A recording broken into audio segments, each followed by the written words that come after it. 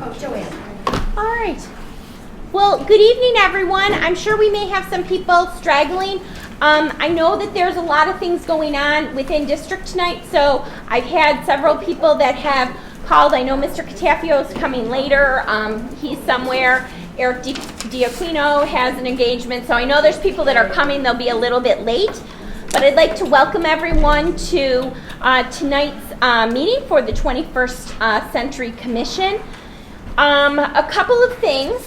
I've got contact sheets, and this is going to be the first draft, so we're going to get this out to you, and we do have some additional people, and I do have a sheet here that we're going to ask you to sign so that we can get your email, so we make sure that you get our agendas and everything. Anybody that has been to our organizational meeting, did anybody not receive the email? I double checked. Bob, did you get yours? Yes. Okay. And that was my fault for the original one because I left you off by some mistake. So when I did go back, I realized what had happened there. What was the agendas for this meeting? Yes. Yep. Okay, perfect. As a reminder, this is a private meeting in a public setting. So we do have some guests in the back. We will be running our meeting, and the people that are in the audience will be able to listen, but unfortunately not contribute. But if they do have anything that they would like to add, they certainly can contact any one of us, and we will bring that up for them. In case of a fire, we have an exit that way and an exit this way. You can go down the side stairs or out the back stairs. Water is in front of you. We have some brownies over here to keep you well fed for some sugar. Again, we will be videotaping this for our website. So we thank Jeff Pacer for taking care of that. I'm just going to throw out there, obviously we want to keep the meeting flowing. So big thing is if you have any kind of personal issues, if you have any issues that relate to, say, your child or an experience you've had, throw it down on a note and then meet us after the meeting and go over it, as opposed to us, keeping the meeting. We want to keep it flowing in general, and then we could go into discussions afterward, or if it's an issue. I just want to mention that so we can make sure we stay focused, so we're not here till 11. Thank you. Couple other things. On your Post-its, don't write on these, though. We'll give you more Post-its. These are for a little activity that we're going to be doing, a big activity. We have a couple of we have two new members that are here tonight, so I'd like to introduce them. We have Kathy Rupert, who is wears many hats here in the district. She is a graduate of West Seneca Central Schools. She has grandchildren that are currently attending here. She works for the district in the business office in the accounts payable. So she has a good handle on that, and she's also the president of the CSEA. So we thank you for joining us, Kathy. We're looking forward to your input. And we also have Jim Zaki, who is a Buildings and Grounds member. He works out of the Ebenezer building, and he also is joining us tonight. So we thank you both for committing to meet with us. And we're ready to go. I think everyone else was at our organizational meeting, so I think we're good to go. And we're going to start off tonight with a couple of answers to questions that came up last meeting. One of the questions that we had was the gassing of the buses. I had contacted Krista Scroy to contact Mr. Love directly, but I did let Mr. Love know that question was coming, so I'm sure that she contacted him directly because it was her own student issue. The other question that we had was the amount of money that was saved from the cross-country team not using a bus to go to Chestnut Ridge for practice. I did contact our athletic director, Vinny DeLaRosso, and it was between $1,500 and $1,800. They hope that they can reinstate that into the budget. Our building tours, that was another question that we were working on. They are set. We are going to be doing 2 Saturday building tours. The upcoming dates are on your agenda. May 10th, which is a Saturday from 9 to 2, and Saturday, May 31st from 9 to 2. We'll meet here at this building. More information to come. We are going to be riding on a school bus, thanks to Mr. Love, and we will be touring the school, and we will be stopping here for lunch. One of the great things is we're going to also have clipboards for everybody with questions that will be the same kinds of questions for every building. Like what was the best thing that you saw? What kind of thing were you concerned about? If you had any questions, because once we start touring the buildings, they're going to start to look the same. So something to, jot some things down. And if you're unable to come for the whole day but would like to still come for part of it, that's great also. I think that the tours will really open our eyes to the facilities, and I think we're going to be pleasantly surprised at how great our facilities here in West Seneca are. So we have that coming up. So that was, yes. How will the tours be broken between the 2 days? We're looking. Before we get into that, I got a conflict. I got to be in Rochester for a tournament on the 31st. Okay. How's the 17th look? Yeah. We can do that. Yeah. I just learned that yesterday. That's okay, because we need you. You are vital. So, okay, we can change that to the 17th, the 10th and the 17th of May, and I will get an addendum out about that to everyone so everyone knows that. And I'll also contact Mr. Love about the buses. Okay. Okay. You have to come to 2 o'clock? You don't. What we're thinking, the first day we'll do the elementary division, and then the second day, the middle school and high schools, just because I think it would be easier to do all the elementary buildings in one day so that you're focused on that, and then the middle schools and the high schools, so you can see those also. Does that sound good, Mr. Farr? Okay. All right. Alrighty. So those were all of our questions that we had that I had that we needed to get answers for. Okay. So we took care of all of our outstanding business, and we'll start with this evening. We're going to have a presentation by Joe Farr, who is our superintendent for buildings and grounds. So last month, if you remember, we didn't, or last meeting rather, we didn't have time for Mr. Farr's presentation, and we wanted to make sure to give him enough time. So you're up. In the future, you don't have to worry about me like that. Oh, believe me, we will worry about you. Last meeting, this was handed out to everyone. Kathy, I will get you a copy. I have. Jim, I'll give you a copy tomorrow. Also utilities, so that everybody has the same package at the end of it.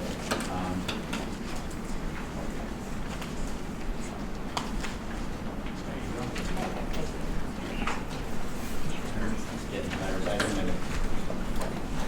Thanks, Liz.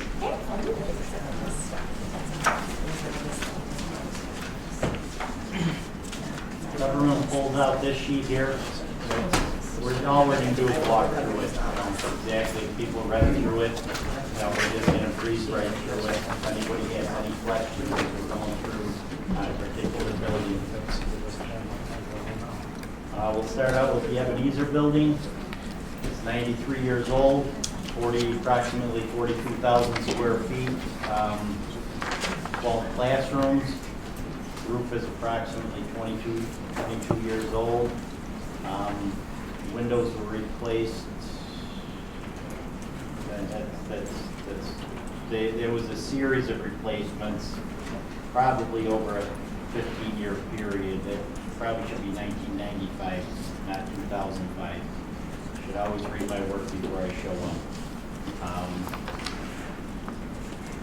It has steam heat, and it's on approximately 1.3 acres, right in the dead center of town.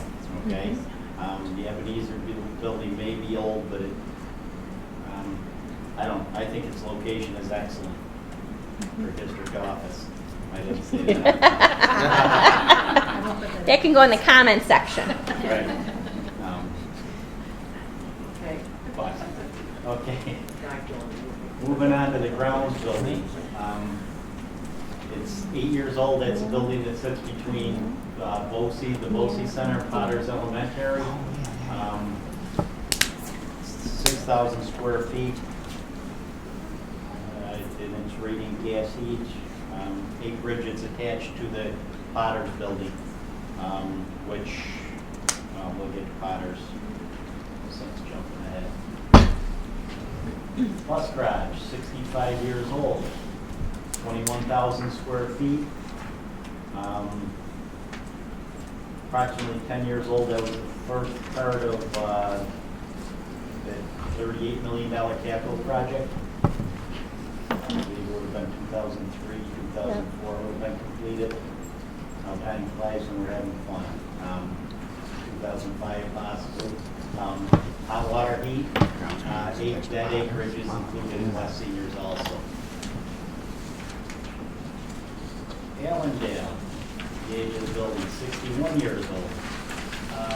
As we're going through this, if you listen to the state education department, the useful life of a school building is 50 years. Okay, so think about that. We're way beyond what they consider useful life, and we'll continue because building the building isn't in the question. 78,000 square feet, 31 classrooms. The roof is approximately 30 years old. It is in need of replacement. Window status replaced approximately 2005. Addition, back end 2005, big 4 classroom addition. Heating is hot water, and acreage sits on 53 acres, which is combined with this building. So you had steam on one and hot water on the other. It's just hot water. Is that different than steam? I know the science it is, but I mean a different unit or something? Steam's hotter. Yeah, thanks. That's why I do hot water extraction, not steam cleaning. What is it the same concept? Yeah, you're pumping steam through every building. I mean, you have valves, you have steam traps.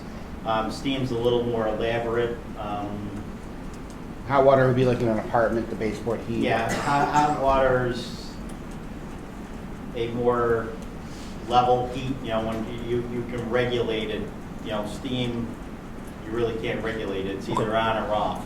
Okay, hot water, you can tweak a valve and just let it seep through. It's easier to control. Thank you. It's safer just, if a pipe were to burst or something, 160-degree water is a lot friendlier than steam. Still hurts, but it's friendlier.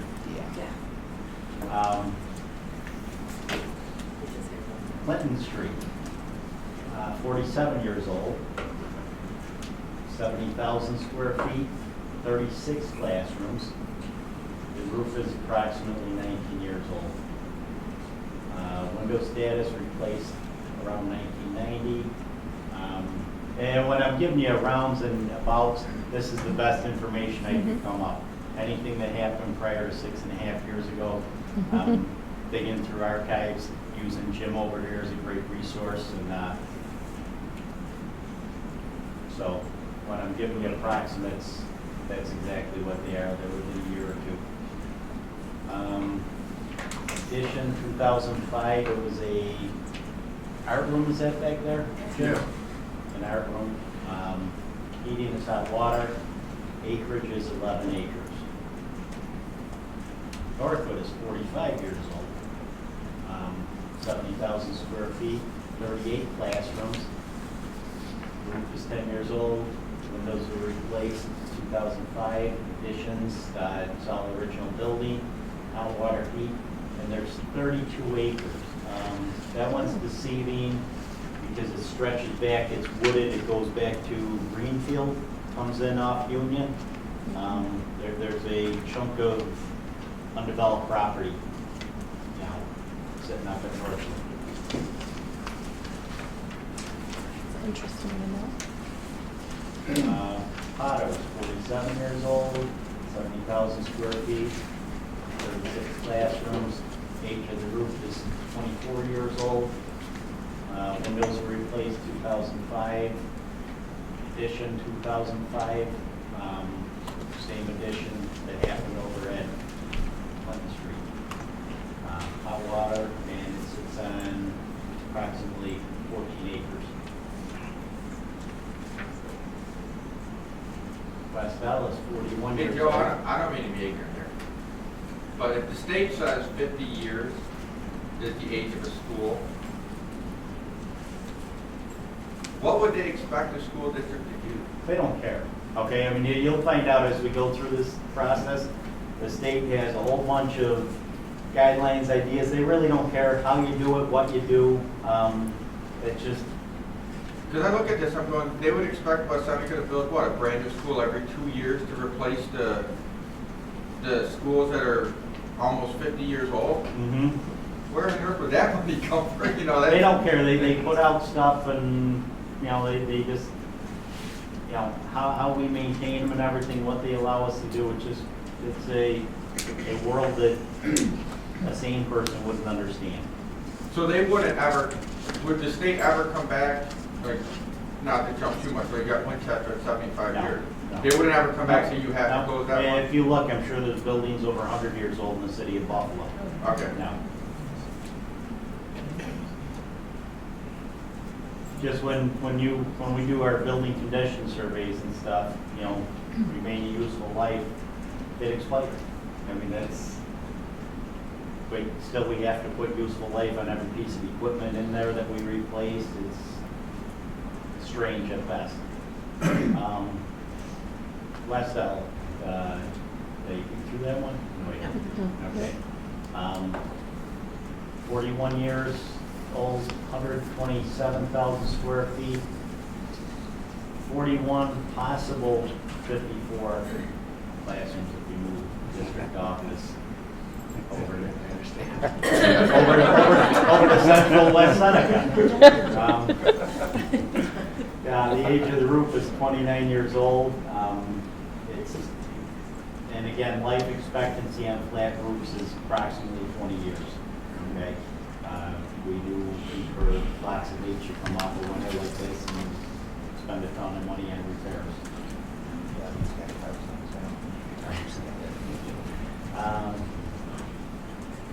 Windows 2004, additions 2004. That was on The the gym. end of the stage over there, I Yep, believe. we pushed out the gym.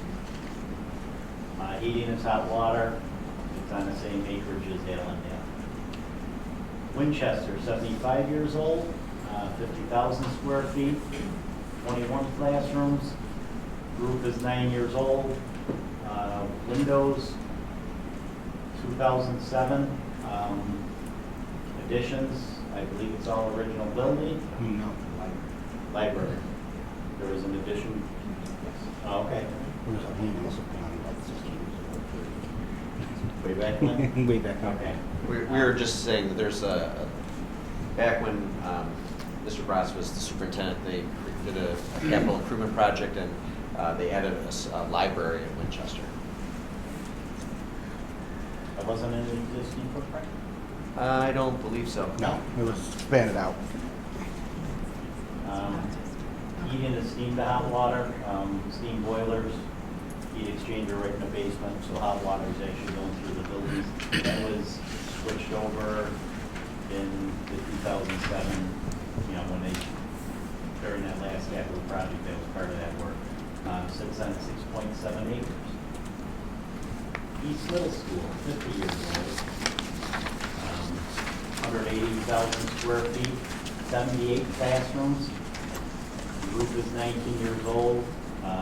Windows 2005. Additions 2007. That was, I want to say 4 classrooms on the back of that. Heating is hot water. And that sits on 56 acres with a senior. West Middle Does is. that include the East Elementary building? Yes, it's all labeled It's all- East Middle right now, okay. yes. It's a good question, Danielle, because I was wondering the same thing. With 78 classrooms, that was, West Middle, 56 years old. under 14,000 square feet, 50 classrooms. The roof is 24 years old. Windows were replaced 2004. Additions 2006. Again, that was 4 classrooms at the end of the 600 wing. Heating is hot water, and that sits on 26 acres. The senior, 45 years old, 203,000 square feet, 69 classrooms. The roof is 19 years old. Windows were replaced in 1990. Hot water system, and that's 56 acres along, with each middle. And finally, West Senior is 65 years old, 250,000 square feet, 87 classrooms. Roof is 19 years old. And when I say 19 years old, it's our roofs, like new addition was replaced. God, I'm gonna have to say like 2003 or something like that, along with the air handling unit on top. But the majority of the roof is 19 years old. There's, probably 6 different sections to that, but the majority is 19 years old. Window status 1995. Addition is the red brick part that you see that was put on in 1973. Heating system is hot water, and that sits on 38 acres. Anybody have any questions? Just out of curiosity, you're looking at 5 of the buildings with roofs over 20 years, 4 of them that are at 19 years. What does it usually cost for a new roof on a school? Is it like a square foot Yeah. price or? I understand you're not, but what's the You won't put a roof on Allendale for under $1 million. Oh my God. A lot more than I thought. Right. Me too. I thought my house was bad enough. There's another question over here. I'm just wondering about the bus garage age, because with that total revamp that we did on the bus garage, I know part of it was left behind, but the majority of it is brand new, right? Yeah, that's the bus garage was originally built there. Right. It was revamped. I mean, there's part of it, the bays and stuff are all original. They raised the roof on it. Right. It had I'll call it huge renovation in 2002, 3, 4, and 5, whatever that period was when the capital It project just started. looks from the inside and outside that it is 90% brand new, So, I guess it's just. what part of it do you look at? No. I go through buildings. Wow. Pretty regular. Okay, any other questions? If we, when the time would be to replace roofs, is that something that when we're looking at $1 million on a roof on Allendale, do we pay for that via like maintenance within our budget, or is that something that we would do a capital project for? Like how? We would do a capital project, a couple of reasons, so that we get our 78% state aid. That's Okay. the biggest reason. Could you explain? I don't know that everyone's aware of how the state aid piece would work. If you could maybe just kind of enlighten. Building aid on a capital project, this is where the state, as far as I'm concerned, is good to us. We get, right now, 68% aid, plus there's a 10% bonus, so in essence, 78 cents on a dollar. If we, do $1 million project, 78 cents of every dollar, the state's picking up. 22 cents goes to the local taxpayer, which, again, it sounds great, but if you look at the size of the district right now, I had to book at the last meeting, okay? There's $120 million worth of work that is needed in the buildings to bring them up to pristine shape, okay? And like I said, if you went out and said, we want our buildings all pristine, every household in the district, it would cost them $3,300 in their taxes, and additional to their school tax. So I mean, when you do a project, you know, it's easy to turn out, you know, I could, no problem spend $50 million on just mechanicals, roof, you know, just building envelope and stuff. I mean, that's without creating, you know, a new siding slab or anything else. You know, that's, when we get into this more, I guess we'll, you know, dig deeper so everyone understands that you can't just say fix it because we can't afford to. Right. I mean, that's the, you know, could I spend $2 million more every year in my budget on useful stuff? Absolutely. Couple things, you don't get the state aid on it, so it's not a prudent way to spend money. Unfortunately, when you go with a capital project, you have that lull between projects and stuff is deteriorating. But it's a bad system because you're better off letting it go at that point and getting your 78 cents on the dollar than pulling the money out of your own pocket. You know, they just, the way the system is set up, they force you to let stuff overage before you fix it. So what's the procedure for that capital project? Like length of time, how long does stuff like that take? Like, say you look at your financial and you say, okay, we need to do a capital project to replace that roof. If you were to start the capital project today, when would you finally be able to have the roof scheduled? That's a loaded question. If it was Right. just the roof, I could turn it around in 10 to 12 months, okay? Because it needs state aid approval. Right now, state education is backed up 8 to 10 months, okay? To design a roof, you know, really isn't a whole lot of effort.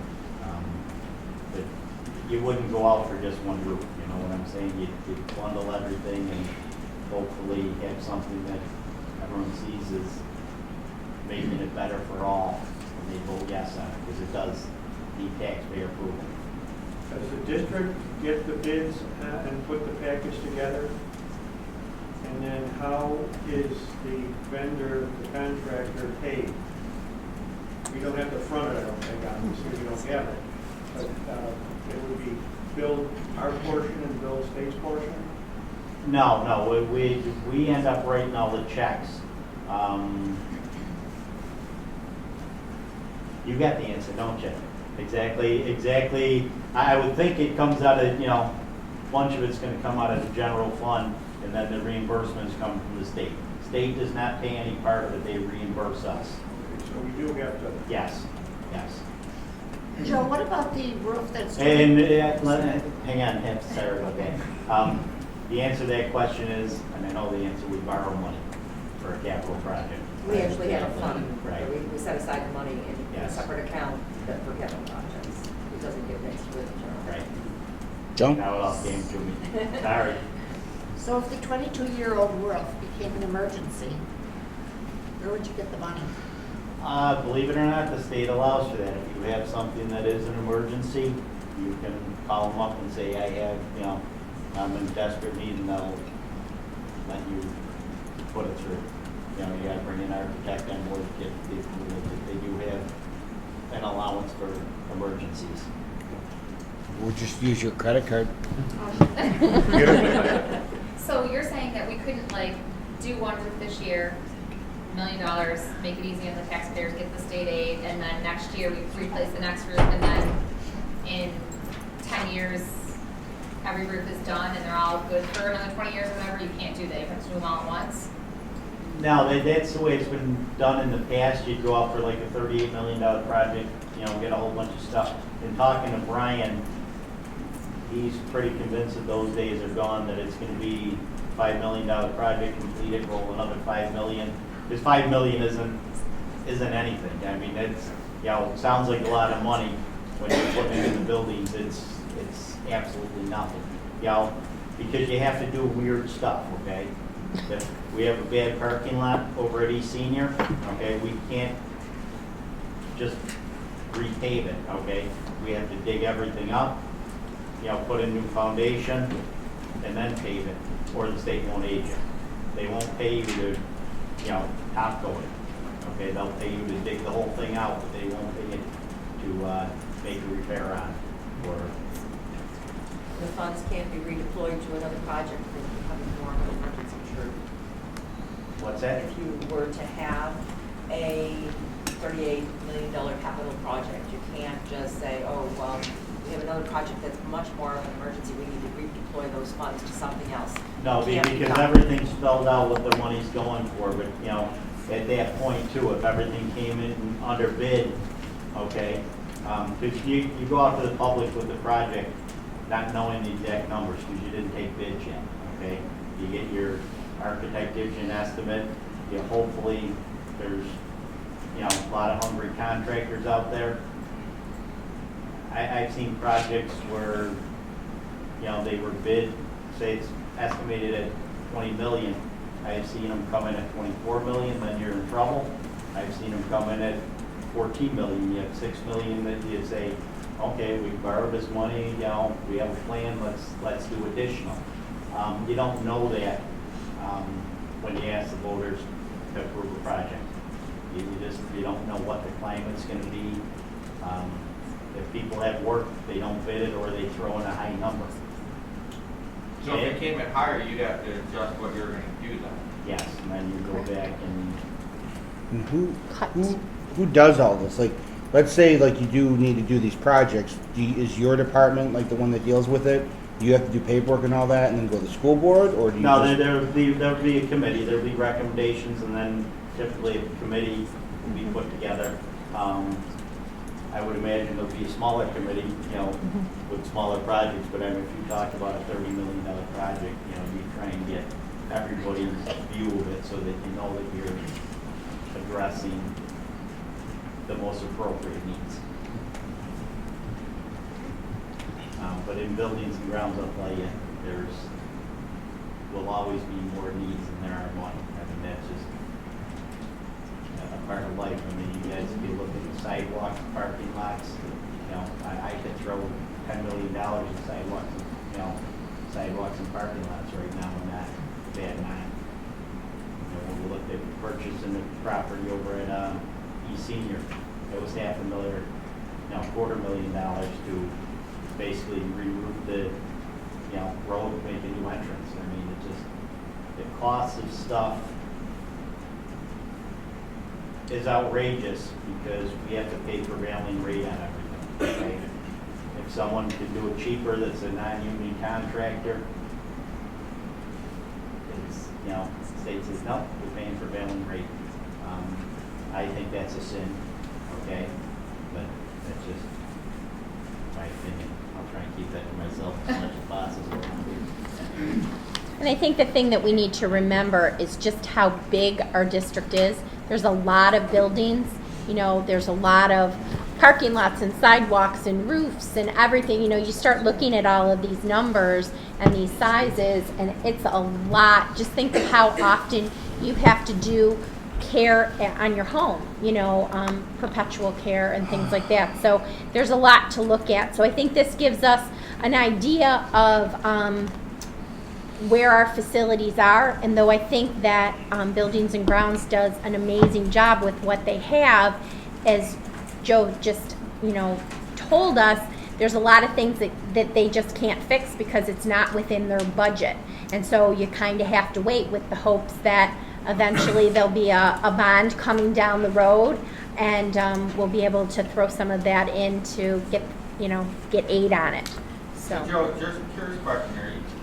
120 million makes our schools pristine for a day, obviously. Per day, yeah, you're right. It's Because like the next day comes around, something's Yep. gonna break, we all know that law, but if you had to estimate, thinking about critical things that are needed at each school, what would you say line item, budget, whatever capital project money would be needed to address the critical elements at district-wide? You know, 120 makes it pristine, but what percentage of that 120 million is what is things in a critical stage that needs to be addressed?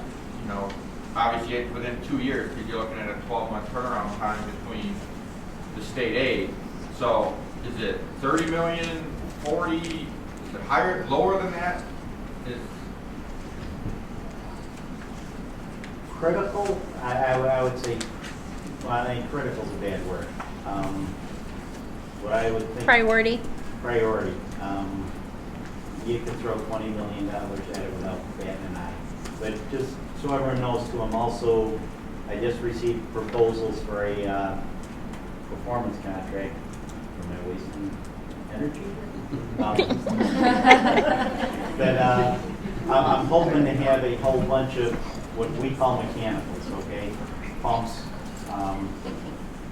pieces of the heating system, air handling units. I'm hoping to have those replaced under this project. It's no cost to the taxpayers. Right now, the project is going to be somewhere in the $5 million range, okay? And what's going to fund that is the savings. Typical example, this light right here, okay, is costing approximately a third of what this light is to run right now. That's LED over there, and it only has 4 tubes in. This has 6 tubes. Same amount of light. We're looking to do that district-wide. Tons of savings, and that money will be just turned around and put into funding this project, basically. You know, it's living off the money that's already in our budget, but, you know, and we do get the 78% state aid on that, so it makes it, you know, we're spending 22 cents on the dollar to get $5 million worth of work before it comes down. And that light should last a lot longer than these lights here also, right? Correct. Life expectancy on this could be up to 15 years, you know, right now, a couple of years out of this. And these start losing lumens, you know, a year into them. They're just checking out. If you think about stuff like that, hopefully that's what this committee is going to come up with, other ideas like that. Don't forget about the light bulbs. How about the labor involved in changing light bulbs every 2 years compared to every 15 years? How about recycling, landfill, garbage, the guy who throws those light bulbs out? Stuff like that really adds up when you start changing out and stuff lasting longer. Initial cost, but then long-term savings. That's hopefully more ideas we can come up with. Is there any validity to look at a statistic that would give us how much per square foot of school building per student in an entire district? And then is there any kind of a standard from other districts? Is that so? How many actual square foot of building per student? Yeah. All square footages divided by total number of students. I can do that, May, if you want. I belong to a SOB organization, at Superintendent Buildings and Grounds. We meet monthly, and you know, I can get that information out of other districts. And Would be a curious comparison. Right. Interesting thought. Lynette? You probably said this at one point, but how many people are in the building and grounds department? A whole lot. Right now, I have a lot of part-time people, somewhere around 100. Oh, that's a lot. So a project like that, they do all the manual work then? Yes. So if there, say, is a spot on the roof, is that something you would patch or you would contract that out? I know a whole roof you would contract, but like. Roof repairs are typically contracted Okay, out. but 100, that's a lot. So they're doing a lot of the. Most of them are part-time. Right, part-time cleaners. I mean, if you look, you know, as we're going through the buildings when you come in here at night, if you look, if my guy, you know, runs a mop in a classroom and pushes the dust out, you cannot believe what comes off kids every day. I mean, it just blows my mind. The piles of, so. I was just going to ask, like, before you do things like change out the lights out, you just do one building at a time, or because you know how we don't know if buildings are going to stay open, all of them. We might close one in a year or two. You know what I mean? So if we're going to do all the lights, is that we take that into consideration, or we just do one building at a time? We on this committee should look at where we're going and then right now I have all the buildings in there, I will pull buildings out if I need to. I was just curious, I didn't know if it's already in the works or you did stuff like that. Now, it's already in the works, but there's already, there's already plans to yank anything that we have to. I'm gonna end here unless someone has more questions, because Yep. unfortunately, the next 18 months I could take up telling you about buildings. And there's enough there, there's just so many aspects of it, so I'm think- gonna sign off. Perfect. I think one more thing to just jump on to the 100 people at buildings under the umbrella of Buildings and Grounds. Buildings and Grounds over the past few years as a community member watching, Buildings and Grounds has taken a lot of hits, and I think that it needs to be noted too that many of those people are part-time. We have really closed the gap as far as custodial staff goes.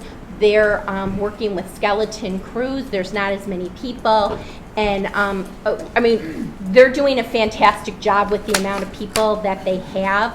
So when we hear 100, it sounds like, ooh, that's a big staff. But it's not 100 full-time people.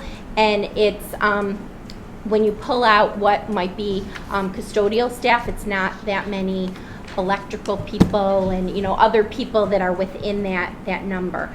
They do a yeoman's job with a condensed staff when you think of how many things need to happen within the building. So The other, I'm just going to throw it out there. I tend to do this myself. If you do have other ideas or questions, write them down, email them. We'll funnel them over, and we can actually send out an email and answer more of those questions, or address it while we're sitting on a bus riding between schools, and you guys don't want to sing songs anymore. We'll we can talk about interesting stuff like that too. So I'll forget it if I don't write it down. But we're still got email, and we got ways of tracking questions. Just because we're ending doesn't mean we're done with Buildings and Grounds. So Joe, are most of the buildings and grounds, are they assigned to certain schools?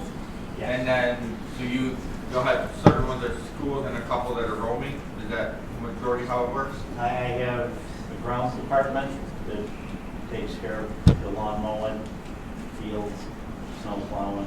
I have a maintenance department that takes care of electrical. My plumber retired, so right now we're gonna try and switch that. I have a mechanical guy and I have a carpenter. And that's at each school then? So you got Oh, no, that's at the district. Oh, that's district-wide, and then Right. each school has their ground people? No, each building, the elementary buildings have a day custodian and night custodian. Oh, okay. Okay, high school's a little bit more, middle school's a little bit more because of activities that are, in every night. I would like to just expand on that, that Buildings and Grounds Department, for instance, our groundsman, that department is short, what, three retirees that have not been replaced, but the grounds has not changed that they're covering, the same amount of area, as well as our maintenance mechanics, which I believe is down three. And so that leaves us with, I think, 5. And they still are covering all the same buildings, all the same classrooms, all the same area. And as far as our custodial staff is cleaning and custodial and laborers, with the hits that Lisa talked about, just so you know, that department took a 25% at least hit with the 35% or the $35,000 incentive that was given. And those people that were replaced with part-time people. So that was a huge hit. And we did hear about it a lot from the teachers because classrooms were not being able to be vacuumed every day and all that stuff. But it has gotten better. The teachers are realizing that they can only do so much in the 3.5 hours that they're there. So I do want you to know that it is a department that they're struggling. Now, are you able to fill those open positions, or is that something that they retired and it's district, like the orders is from the district is don't fill them, or is it Because of the financial issue we were in the last, yes. I'm hoping that, we start rebuilding them. I believe us, the district as a whole is going to be better financially and be able to make some changes. It was all moves that were made in the last couple of years, the maintain program for students, had to have effect in other areas. And mine was, one of the areas. Transportation is one of the areas. Food service is one of the areas. I mean, it was, there were conscious decisions made to keep program for the kids, and I'm behind that 100%. I mean, that's what we're here for. All right, thank you. Thank you. All right, so now what we're going to move on to is probably the thing that everybody's been waiting to do. Where are we headed? So I want to give you a little story. We just, my family went to the Dominican Republic for vacation. And one of the things that we did was go snorkeling. When we went snorkeling, my husband and son were already geared up. I was geared up too. They went right in the water, stood at the end of the end of the boat, jumped right in. I, on the other hand, had stepped back. I'm like, I'm not ready, not sure if I can do this yet. It took me a while. I did go in, but I had to really kind of think about it before I could jump off. Well, I think we're at the point now as a committee where we need to jump off, because we can talk and talk and talk until we're blue in the face, but we need to start to figure out where we're headed. We need to make that jump, and sometimes it's a little uncomfortable. So what we're going to start to do tonight is we're going to brainstorm about where we want to head. What do we want to tackle? Because we can tackle anything. Remember, our slate is open, but we need to prioritize. We've committed to the board that every 3 months we're going to go to them with some recommendations. We have 18 months. Well, folks, tick-tock goes the clock. 18 months sounds like a lot of time, but as we start to delve in, we really need to have the ability to come up with some information, and that's going to take time. So what I'd like to do tonight, what Ed and I would like to do, is we'd like to start to brainstorm what areas would we like to look at, and then from there, we're going to prioritize where do we go. It doesn't mean if you're, the top 4 choices, that's where we're going to start. But the rest of those items that are on the list are not lost. They're not forgotten. They're just put aside for the moment, and we will revisit them. So if your idea isn't one of the ideas that we go with at the end of tonight, it doesn't mean that we're not coming back to it or that it doesn't have value. It certainly does. But what we need to do is we need to jump in, and we need to get going, and then we'll revisit. So what are we looking for? Well, first of all, we're going to brainstorm. And I always used to tell my kids in the classroom when we brainstorm, no idea is a dumb idea. No idea is a bad idea. We're not going to critique anything at this point. We're just going to go ahead and we're going to get everything down on paper. And then from there, we're going to, you have Post-it notes in front of you. Everyone has the orange Post-it note. That's your silver bullet moment. That's what you really want to start with. That's your idea that you think, I think we need to focus on facilities. I think we need to focus on athletics. I think we need to focus on the arts. Whatever you think we might need to focus on as a group, that orange ticket is your silver bullet moment. Your green tickets are going to be things that you think are really important and you would like to see in the top grouping, okay? So as we start to break out, what we want to do is this whole committee, we want to be able to form some subcommittees of groups that are going to be able to look at other things. We know that with, Joe could talk to us for 18 months about facilities, and we would be active listeners if he did that, listening to what he had to share. Brian could talk to us for 18 months about the population.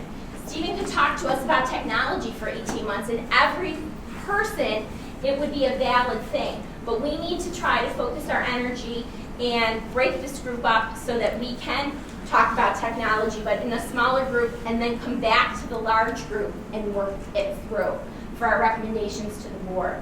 So what we're going to do now is we're going to just go ahead and we're going to list here. I'm going to ask Danielle to come up and be our scribe. And we're gonna just start throwing out ideas of things that we would like the committee to look at. And what we would like to do. Then from there, we're gonna go ahead and we'll use our tickets as to, and then try to figure out where we stand. So, there's no right or wrong answer.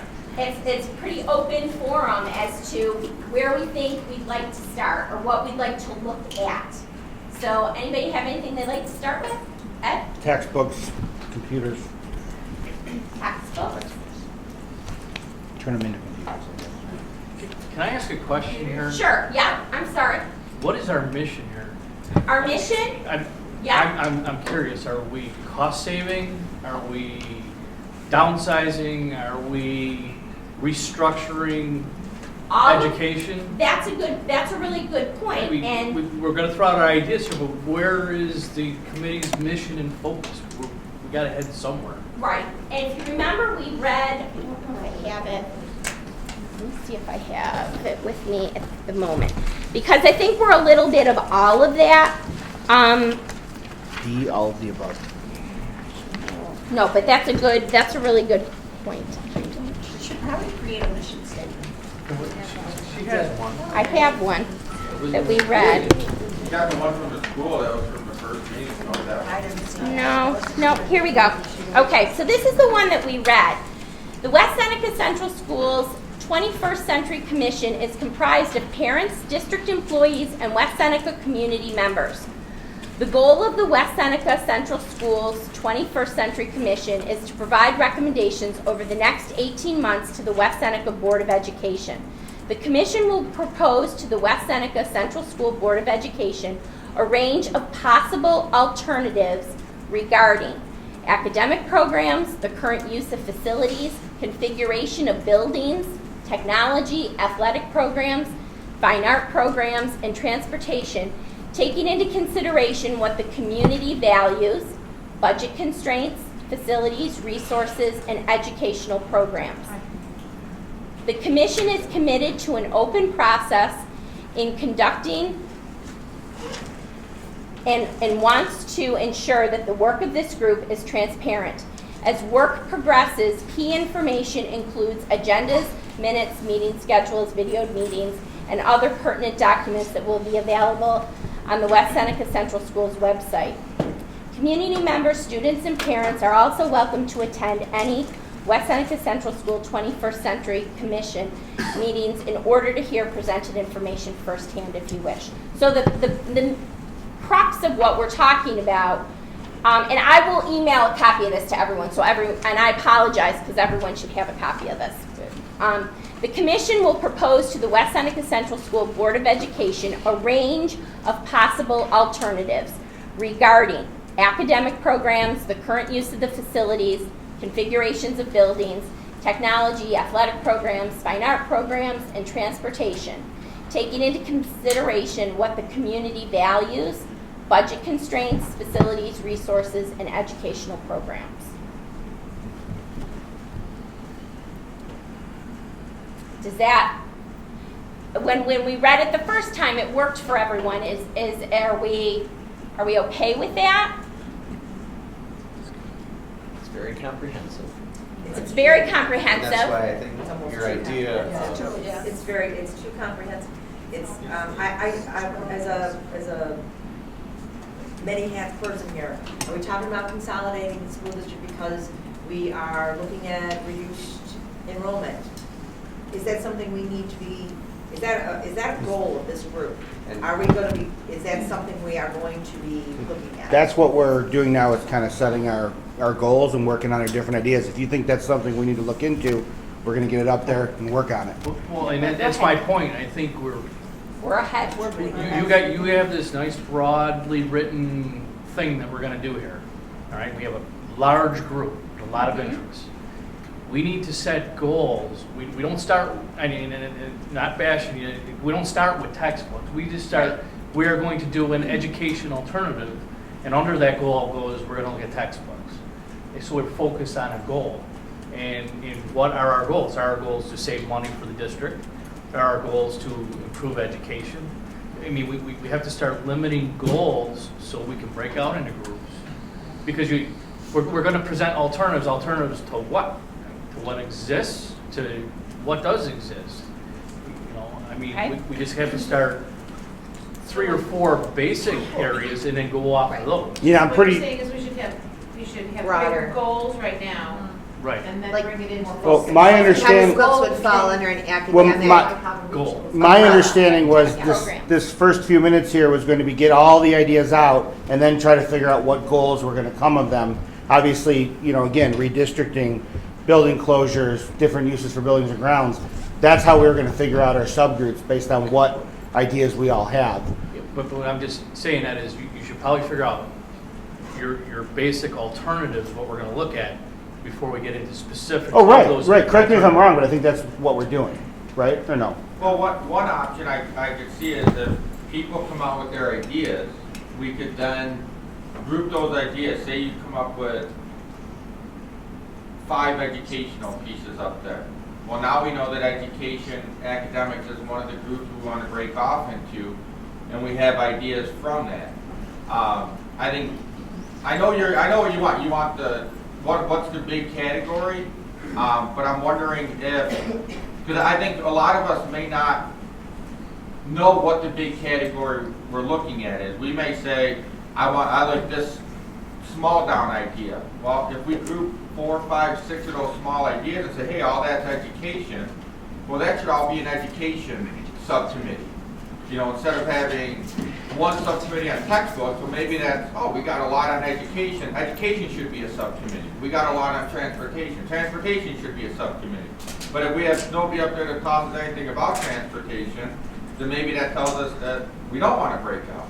Is that kind of what your guys' thought is that may help develop what those big categories are based off of this? Yes, that's what I was thinking, is that we would then bring them into, if we had 6 or 7 things on transportation, if nobody thinks that transportation is an issue at this point or something that they want to tackle, again, from the board and from Dr. Crawford, we do not have to follow, they're not saying they want us to look specifically at facilities. If we can look at facilities if we want to start with. So I think that, we could do it either way. Whatever the consensus of the group is, we can go either way. So we can come up with broad goals, or we can brainstorm and then group those ideas together, and then from grouping them together, we can find out what the facility items are, or the broad topics are. Hey, Lise, I would think that as a group, we have to discuss downsizing, okay? The pros, the cons, whether we have to, because whether we downsize or not, that's going to determine what happens in the rest of the world. Right. It really is. Whether we stay the same as we are today, Right. same amount of staff, That's another. no. I thought when we joined this grade, I I have to agree with you that we were going to look at downsizing. Sure, And we're up here. then, right, Absolutely. But then you have I to- think we have to down, deal with that elephant in the room first, to know what else we have left. and then You know what whether I'm how many saying? And, textbooks we you know, have. There's no script see, here. see if the board's on board with, what we come up with. So are we equating downsizing with saving money? I think not raising the tax, not raising the Same thing taxpayers. we're saying? I think downsizing has a lot, there's a lot, when we looked at the numbers that Mr. Graham showed us, as far as population, current population over the next 5 years, downsizing was kind of a conclusion that you bring from looking at those numbers. I think that downsizing also will, have definitely an impact on, anything that we talked about. If you downsize, it's going to have an effect on technology. It's going to have an effect on athletics. It's going to have an effect on possibly the configuration of the buildings. When you look at downsizing, you may say, okay, we're going to take building A out of the equation, and that means we're gonna, reconfigure, maybe have a primary building, or have one high school campus, or have a, reconfiguration could be, something that goes in with that. So one question I have, and this is, I hear different things out there, so I just want to know what really happened. You downsize, and we close a school.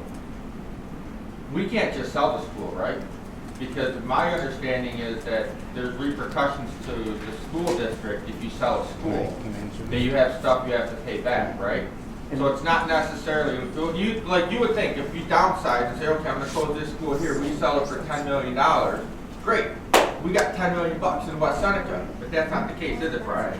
And Brian, you're asking a very complex question, and I think that this committee will get those answers for you in the weeks, months ahead.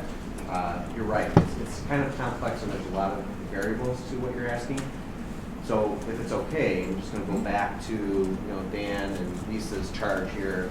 If we're going to create a goal, as far as exploring downsizing, let's put that up there and see where that goes. Because questions like Brian will then naturally follow. So if that's what we're going to do, that's great. Would it be better if we broke out, like in that mission statement there, we have a part on education? Would it be better if we brainstormed on education, and then we brainstormed on downsizing, and then we brainstormed on athletics, and then arts? And would it be better to break it off into those categories? Dan, I know you kind of mentioned it. Would it be? Well, I think it sounds like the committee agrees that our common goal here is cost savings and downsizing. That's our number one goal. And then from there, we're going to go look at facilities, look at athletic, look at transportation. And that's where we're going to start, is with, we agree that population is dropping. We need to downsize or at least reorganize. And then under that, list your subcommittees from there. And I think one of the other big things as we talk about this too is what this community values.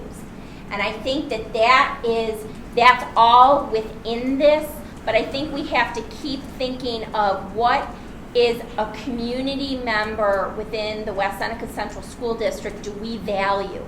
Because I think that's important. We value program, so so Joe took a hit in his department because we value programming for kids. And so I think the value piece, though I don't know that we necessarily have to write it down per se, but it's important to keep thinking of what we value, what we want our kids to walk out of here with, what we want them, because you can downsize and you can become cost effective to a bare bones, but is that what we want for our community? So I think we have to keep thinking about that too, and we have to be reminded of that. We can take and save a lot of money by cutting a lot of programs and a lot of, we can cut music, we can cut art, we can cut athletics, we can just, do the basic. Right, but is that what we want for our kids? So basically, if we downsize busing, it's going to be very good. However, as a mom, I don't want my kids walking to school. Yeah. So it's important to me. School's less than a mile. I value my kids getting on the bus and going to school. So I would like to tackle busing. Yeah, we can try to go to one of the high schools in the morning. Right, so what? Yeah, we can get rid of kindergarten. We can get rid of busing. We're good. And I don't have any more kindergartners, so I'm fine with that. But Nope. if we're getting in the middle school, I'll have a problem. I know. Sir? I think what might be a little bit of a compromise to what everyone's saying is I think we need to have needs and wants, and then we have to break it down by program. So for example, academics. What are the needs of academics? We want to make sure we maintain programs. We want special needs to be covered. We want to have AP programs. We want music. We want sports, whatever. What are the needs and wants of structure? For example, we might say that one of the needs is class size, so let's look, would redistricting or would downsizing actually accomplish that? Because I go back to what Dan originally said, we're all well-intentioned and we're kind of spinning here because we have to have, you use the term values. You know, me personally, I look at the west side of town, east side of town having different middle school configurations. I know that was done, it was a cost-saving measure, and I know the goal ultimately would be to have 5 through 8 on both sides of town, because I believe that what is looked at, that's one of the wants. Well, what do we need to make that happen, and what protects the values of what we want? Because we could talk about downsizing or closing a building or restructuring or whatever for the next 3 months, and then find out, as you said, well, then my kids have to walk to school, so now it's not worth it. But then we have to find those values, the needs and wants, put them into categories: academics, structure, athletics, specials, whatever it is, and then look at what we'd be willing to give up or not, and then get the numbers from Brian and Joe. Because one of the things that I found with the redistricting that happened last year is what seemed to make sense didn't have the outcome that we thought it would, and something that maybe didn't seem to make sense had the outcome we wanted. So we had to do some of those things. I think we need to focus on those needs and wants along the lines of the values, categorize them, and then look, because we could waste a lot of time talking about something that's not going to meet the need or want. Because I just, you know, you mentioned about the buildings. To sit here and try to talk about closing a building when we really don't, well, what are we protecting? What are we going to gain? What are we going to lose? What if we did a needs and a wants chart for the things that we had listed on here? So if we started out with something like, whether it be facilities, configuration of buildings, technology, athletic programs, fine art programs, transportation, and took those headings into a need and a want, and then go from there, and then see if that helps us get on a path. Because I think I understand, and we need to get on that path, and that might help. Does anyone have any other ideas before we? Okay. Does that sound like a good idea? It sounds like Yeah. it's starting to give direction. Right, and that's what we need, and we need everybody to be, right, Yeah. needs and wants, and we'll start with academic program. I mean, the first one on our list is academic programs, which is pretty broad. Well, that's textbooks come in, you know, so.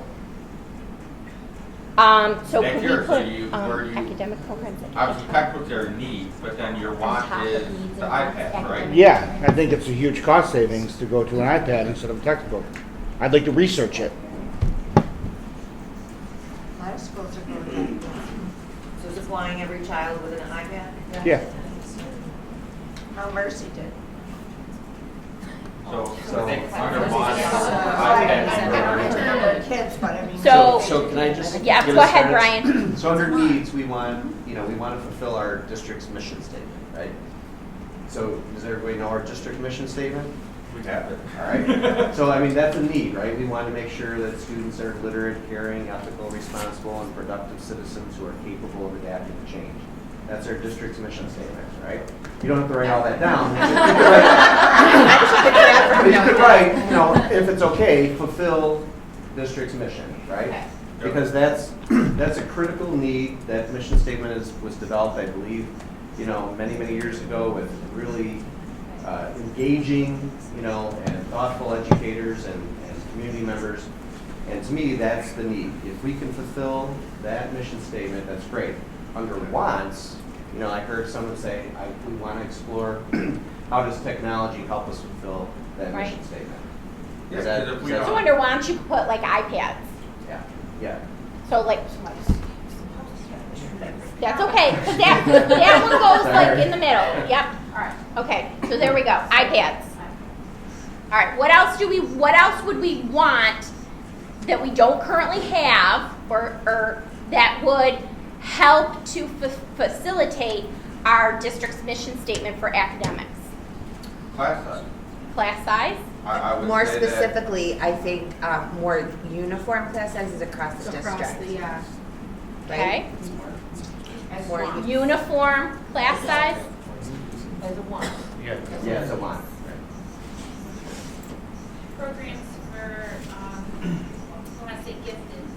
Yep, gifted A lot and of- talented. A lot of that was Yep. cut. Mhm. when Yep. we had to. Yeah. So gifted and talented programs.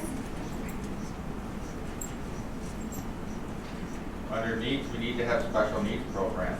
So Right. you can't. And that's a Something we mandated, have to do. mandated. We don't have an option.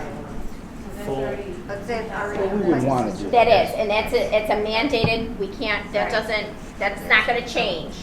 Elect, I think music and art is very important as a want to Yeah. maintain. Yeah, I'm very proud of West Seneca with what they do, those We also programs. need our academies to stay in the district. That would be And we have elective offerings. electives, yep.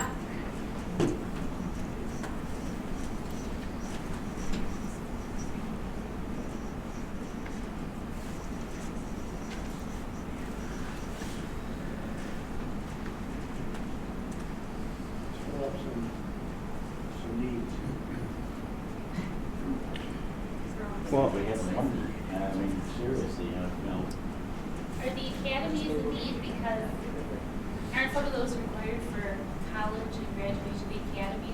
No. They're No. not required. They're- No, my they're- kids aren't there yet. But There are many districts the that don't have academies academies. are So it's a, I think one of the things that we want to continue are our AP classes out at the high Does school. academies have the AP classes for the kids that aren't The college? the academies, no, the academies are broken down into specific categories, like the Academy of Life Science, the Academy of Project Lead the Way, which is the Engineering Academy, the Academy of Education,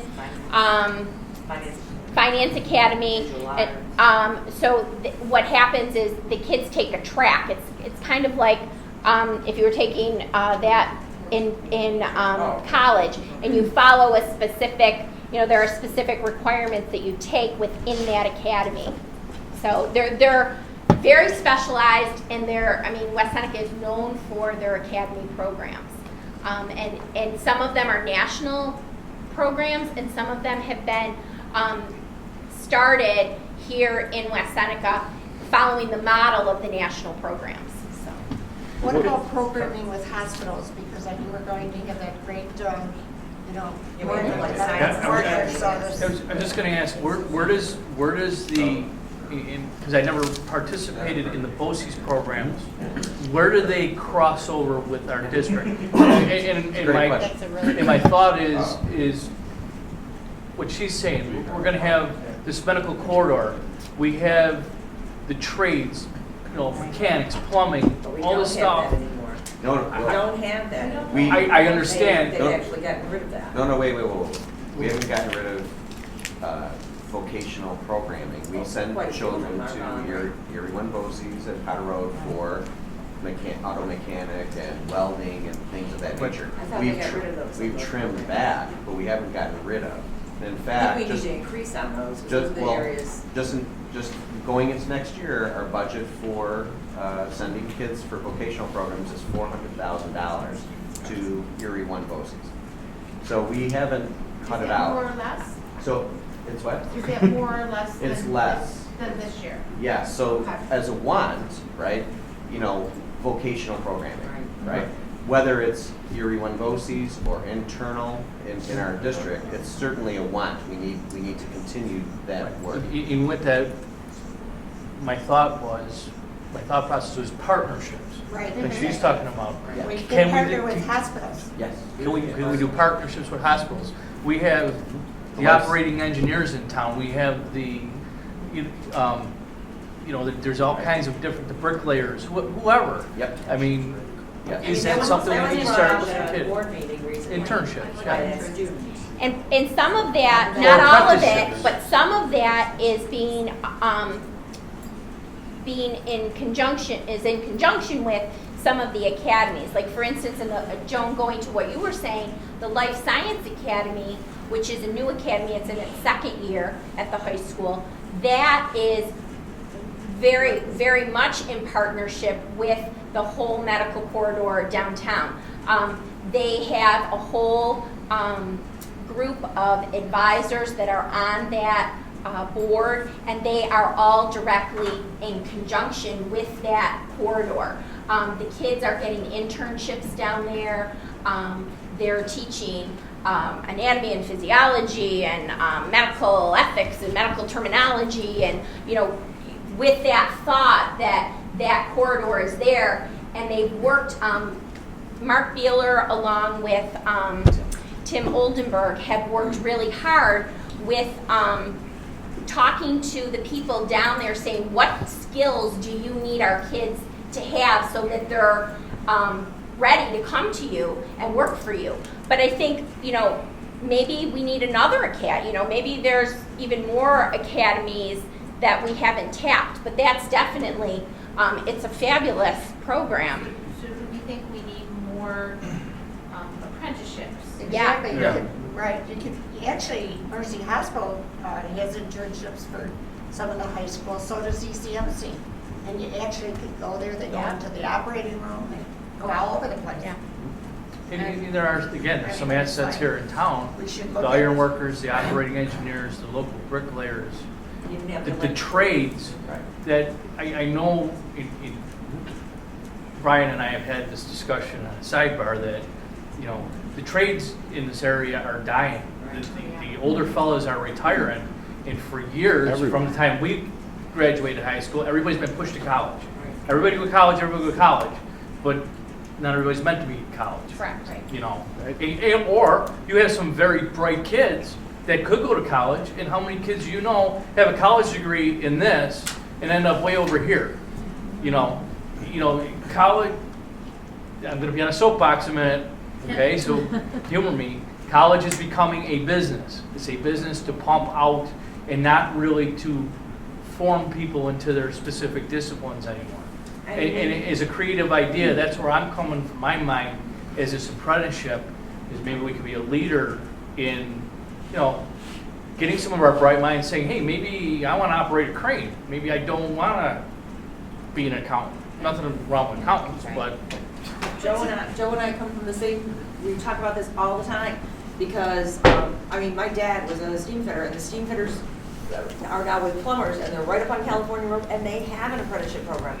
And there was a boy at our board meeting who came to the board members and talked to them and wanted to know why things were being cut, welding and whatnot. And I talked to him, I said, you go right up there and talk to them, because they have an apprenticeship program, and it doesn't cost you anything. Take it, go, see if you can get in it, So, I think one thing that I think this helps clarify is this committee, we didn't form this committee to shut everything down and save money. One of the big things and that's kind of why I think we didn't lead with, hey guys, we're all going to redistrict and downsize. What do you think?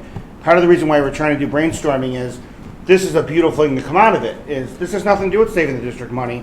This is to do with improving things we can do with the schools. I had 3 employees over 5 years leave me making over $30,000 a year. Their response to me was, well, I have a college degree. I don't want to clean carpets. But you're good at it and you're making a lot of money. Yeah, but my mom paid for me to go to college. So I'd love to see us develop more labor, more skilled workers. Just try to get some drywall done. So that's definitely a subcommittee that we definitely need to form, however we phrase it. just an overall academy of the trades or construction I academy. do want to tell you, over at West, I'm on the West School Committee, and we have career breakfasts. And one of the things that we focus on is those kids who who aren't interested in going to college. And we have tradesmen come in and talk to those kids who are interested in going into the trades. And we've had some really great turnouts for that. And so it's kind of opening their eyes to the different trades that are going on. So it's kind of a nice thing. So we have vocational. Have you invited any of the civil service workers in the building, all the trades that we have? I have no idea because I'm So, not in charge of. What I'm going to do, guys, what I'm going to do for the instance of time is I want to redirect this. That's definitely going to be a subcommittee. So you got your gold ticket. Let's keep going with the brainstorming so we can get more subcommittees formed. But I definitely see the passion for that committee. Vocational programming, apprenticeships, maybe parentheses those together. But we obviously see that that's going to be an important one. But I want to keep it going so we're not The other thing too with the stuck here. It's already vocational 8:30. programming and the apprenticeships, for some kids, that could be a graduation need. For some kids, it may keep them going. You know, they may not be interested in doing a traditional, you know, Regents diploma, and that may be a way to, for some kids, to be engaged in staying with us. And I also want to say, I don't believe vocational programming is driven by Correct. kids who you think can't succeed somewhere else. You might have some very brilliant kids who just say, I don't want to go to I'm school. a hands-on person. I I like to, yeah. yeah. Yeah. Me. Or I'm a hands-on guy, you know, girl. So I'm gonna add another want, if that's okay. Yeah. You know, my son is a software engineer. I've been reading a lot about computer science, and there's a lot being written now that we're not doing enough in schools to introduce computer science to children as a possible career.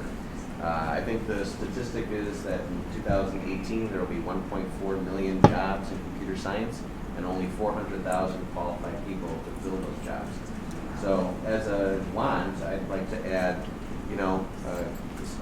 us to study how can the elements of computer science be introduced in elementary, middle, and high school. So, computer science. Along the lines of that, I want. Absolutely. I might not be popular saying this, but I would love for those that I respect a great deal on the school board to raise graduation requirements to include all the things that we just said.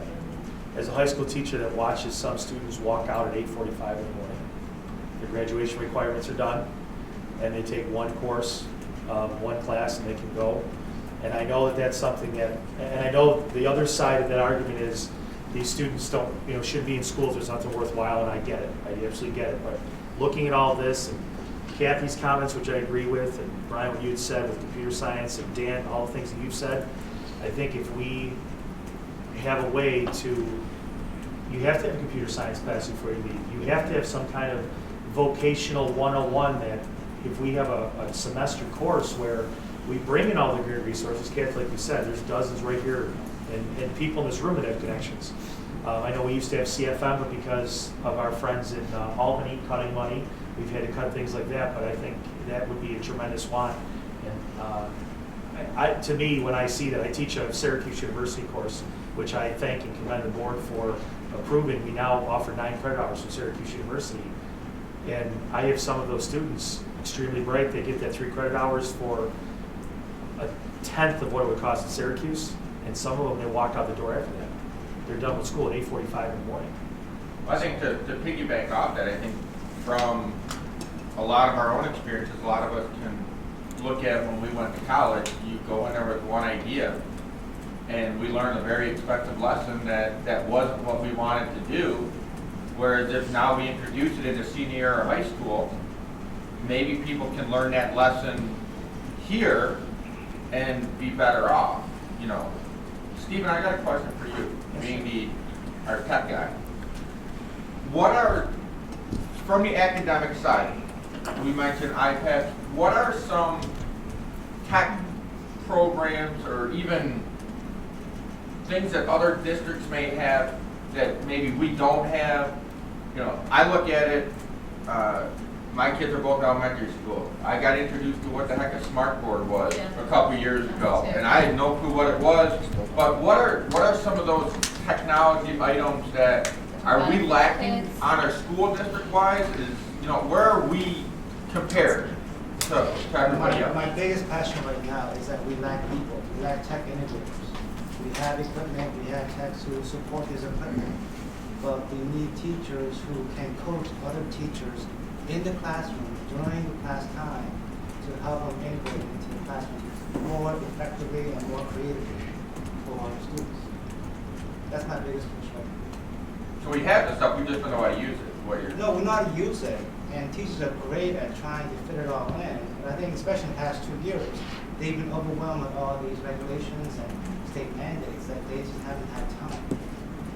We've had great support from teachers, but and I couldn't really overburden them a lot more the past couple of years because of all these things that came about.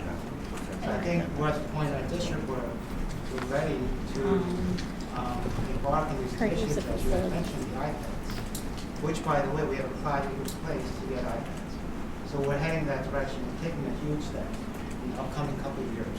But we need that, I strongly require that we need that tech integrated piece. You're saying like, So you that- guys are for the high school, but for the elementary school, does every classroom have a smart board? Would we benefit from it? This Because I know- project that was just approved by the board, thank you, audience. We have a number of remaining community boards coming in to support the remaining majority of the classrooms in the middle and elementary school.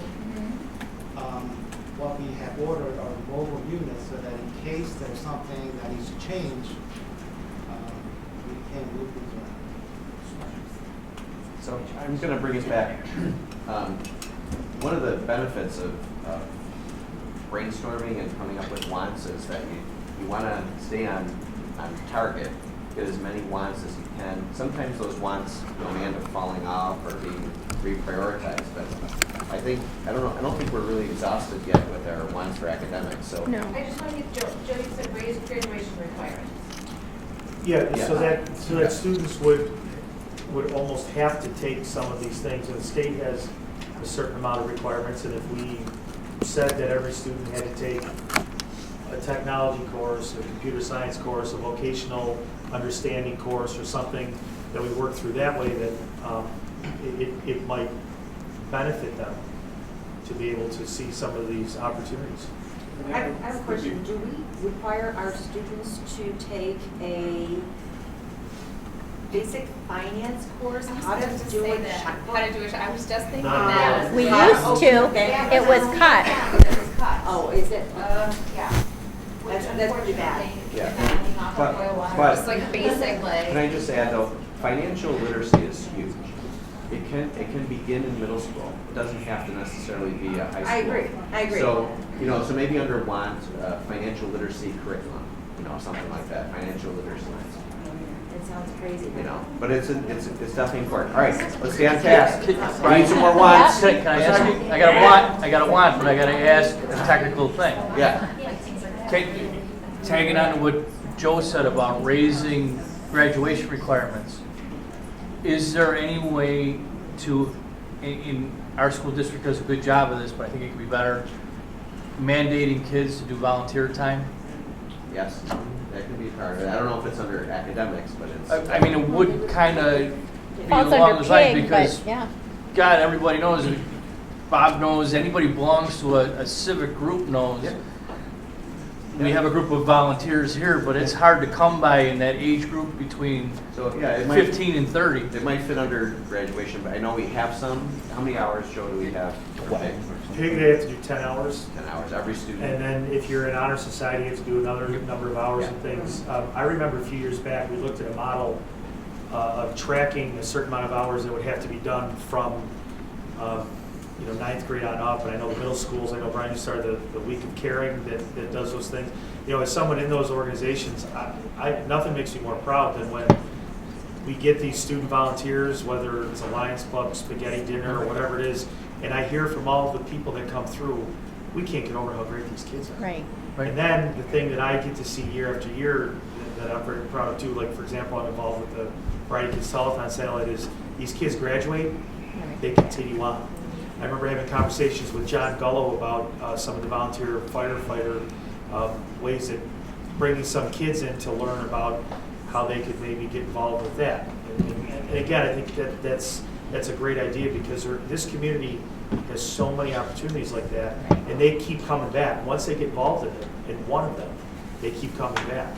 In my thing is push the age down. I mean, we concentrate, the high school kids do it, but now that we're middle school and from 5th grade up, that might be a good spot to start, is 5th grade. And I think that's a value too. You know what I mean? That's a value that we want our kids to have. We want them to be good community servants. Right. That's a value that we were talking about. And like Danielle said, at West Blue, our breakfast coming up, we're running for our freshman and sophomore, and it's how to volunteer, what's available to volunteer in the community. We're bringing people from the community in to get them to learn where can they make these connections. Right. But I also think that the push has to be made Younger. Parents don't seem to push anymore. They No. don't really, the majority of them, and marching band's a perfect example for us. What do we got? 10 parents that do everything, and the rest Here don't, we are, you know? doing other things. And how many people in this group belong to other stuff that Right. we kind of all know each other, Yeah, right. but we have 44,000 people live in this town, you know, so if you start them younger and have that little push by school, instead of just having them show up and say, yeah, you could do this, but push them into that just a little bit. If you go to That's kind of scholarship night, you see, Mhm. you know, in scholarship night, you see how many kids are doing that. Right. And how wonderful it is and where it gets them. It gets them a lot more scholarships too. That's so great. Can I We throw had, out we something? had the one from, like Steve and I were, he's saying a tech innovator to better utilize the technology we currently have for the academics in the classroom. So a tech innovator? Tech innovator so that we could better utilize what we have right now. Yeah. All right, can we keep rolling? I know I have some, I'm just wait, you know, I just want to keep getting wants out. All right, how about literally drama? Drama. Because we don't have enough in our school. Well, The good kind of drama. we have activities I know. for drama, right? But, I meant enough drama within. oh, that kind of. I was being funny. Yeah, that's right. That's That right. naughty drama. That's good. Yeah, I was gonna bring my yoga pants. Mr. Graham, you're being filmed right now. I just would like to make note of that. Mr. Pacer has great blackmail now. You know, we do have, you know, when we talk about the arts, you know, and offering art and music, honestly, elementary, middle school, and high school, we really don't have drama as a course or a class that is taught. My husband is an elementary teacher at Thomas Edison, and he does a play every year with music teacher. He does whatever. Tons of volunteers from the high school, help the elementary school.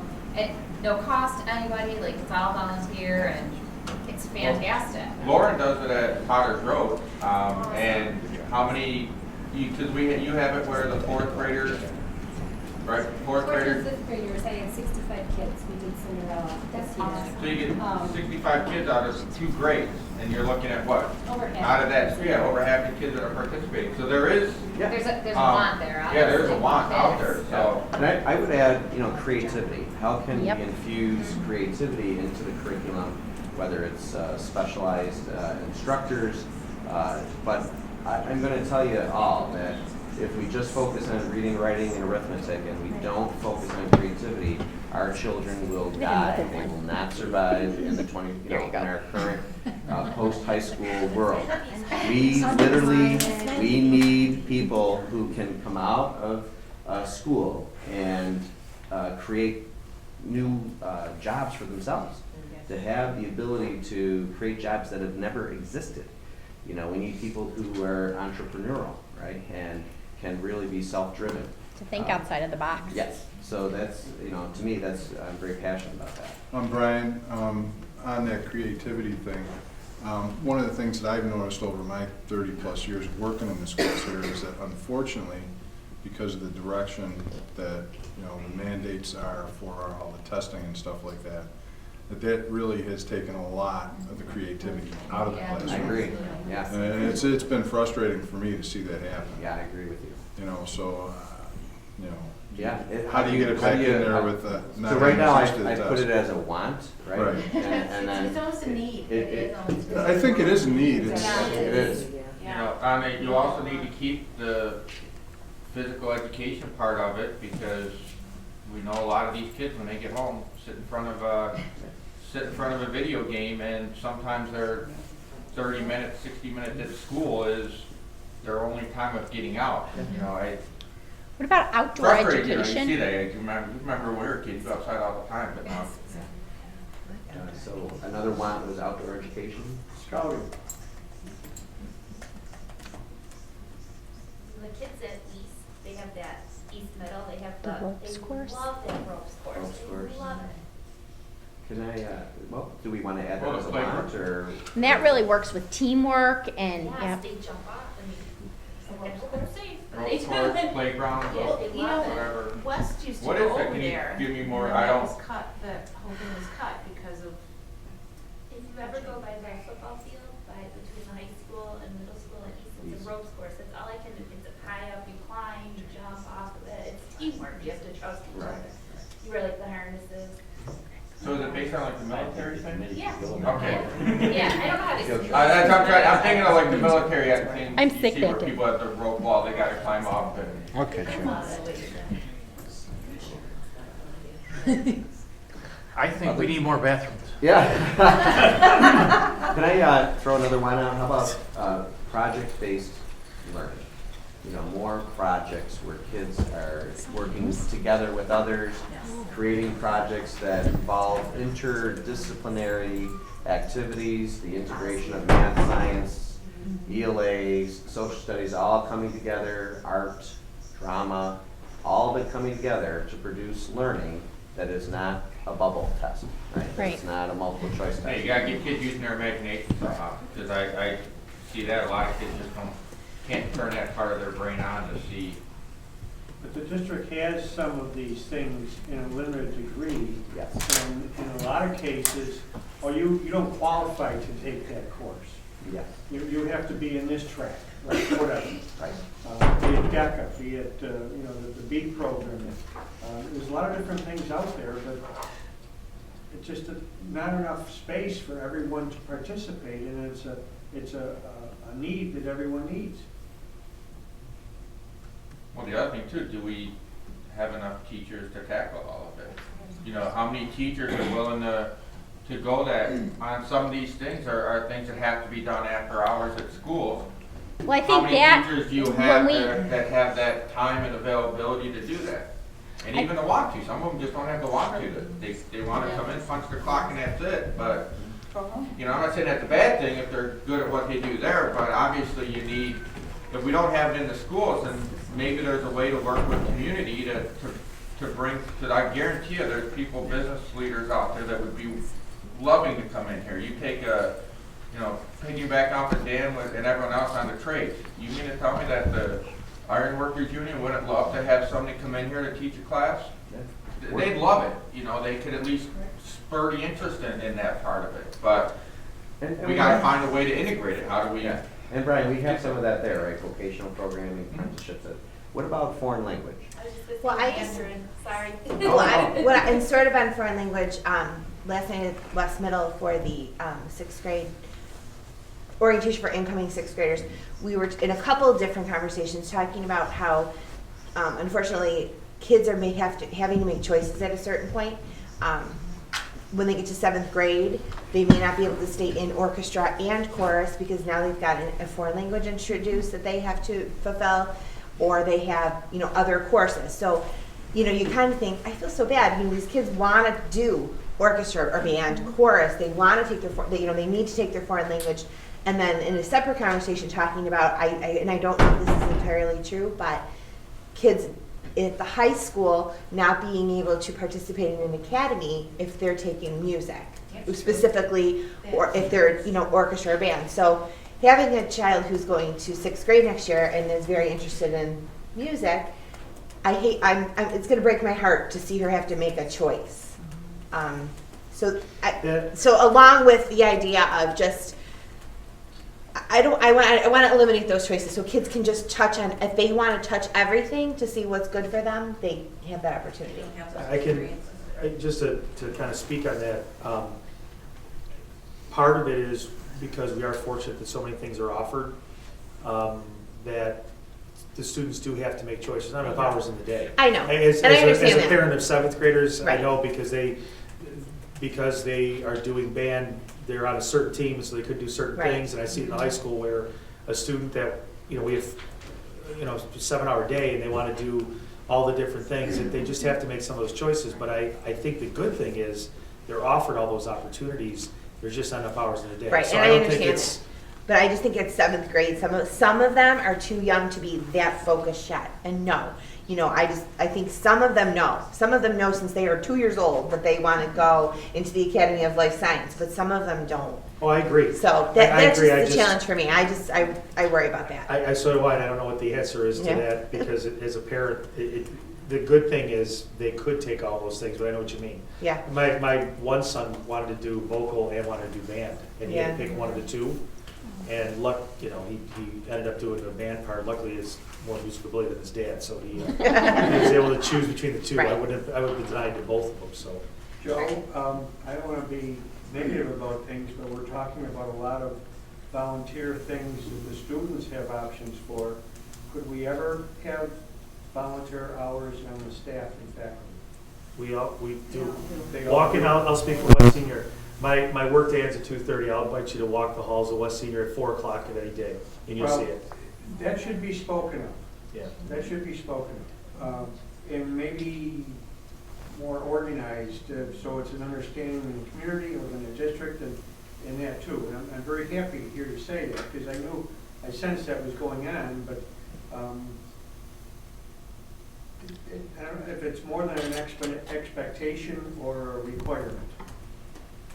Well, I can tell you, I can say at the elementary schools, and I don't even know the details of this, but we have a very successful duct tape club. Brian, you might be able to speak of it, where a teacher and students started a duct tape. I don't even know what that is. I don't know, but it's some artistic thing that they do. We had a teacher that started a Lego club, that started all these different things that are constant. I know a lot of like the drama and music and performances in the elementary and the middle schools, they just were created by the teachers, and they're just done in their own time. I can talk of athletics. I know I personally, because our students are so involved in so many different things, and so they don't have to make those choices. I just had a meeting yesterday with athletes that they can't go after school, and they're in other sports, and they're doing different things. So I've done this the last 3 years in the spring. We're going to go in at 6 in the morning so they can get their weight training and speed training done before. And that's things that we started a few years back. We call it the AM Warriors. So there's, I say with great confidence that I couldn't even begin to tell you that how many times if there's a want by the students, it becomes a need by the teachers, and we make it happen. Well, I think the more the population of the town knows that, the better it will be. The letters to the editor come out periodically, the overpaid people and all that stuff, but it's great to hear that they're part of the lives of the students and not just the academics. I've I'll always. be honest with you, I'm sorry, I just can say personally, especially with all the things that you mentioned about the testing and everything, and I know our school board, I always love to brag, they were the first school district, we were the first school district in the state to send a letter to the Commissioner of Education to say, stop with this testing because we want all these things that are being said. And I'm very, very proud of that. And I can tell you that the amount of things that are done, I don't think we could begin to list. I mean, how we could do that. I mean, there's just so many great things that just are created because students come up with an idea. Video game club after school because kids like playing video games. One of our teachers decided that they found a connection, brought in their own gaming system, and they just started this. So is there a way, like each of the schools know what each of the clubs are at the other schools? So let's say Potter's Road has a Lego club, and they find out that, hey, we got 50% of the kids that love this Lego club, but Winchester and Clinton and Northwood don't know that that's something there. Is that something that because really out there? I can speak personally. When you talk about doing more than just the academics, with all the testing and everything going on, and I know there's other teachers in the room, I wouldn't survive the day, and I don't think the other teachers would if they didn't do these other things, because none of us got an education to teach kids how to color bubbles. So all these other things that are done, truthfully, it's almost a selfish thing.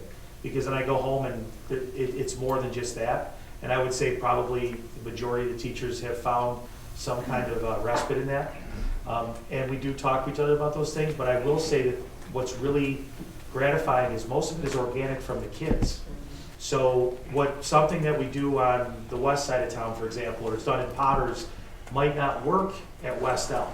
You know, here at West L, I know that the phys ed teachers, they just started a runners club in the morning before school.